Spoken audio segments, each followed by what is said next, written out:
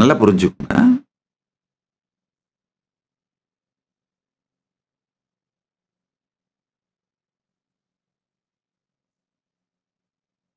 வியாசர் செய்த திருப்பணி நினைத்து பார்க்க முடியாத திருப்பணி.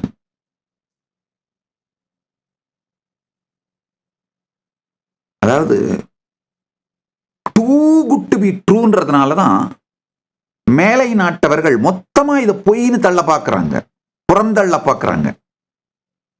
அது பொய் கிடையாது.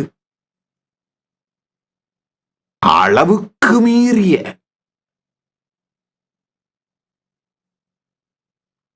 எவிடன்சஸும் ஆர்கியாலஜிக்கல் எவிடன்சஸும் மல்டிபிள் சோர்ஸ் ரெஃபரன்சஸ் எவிடன்சஸும் இருக்கிறதுனால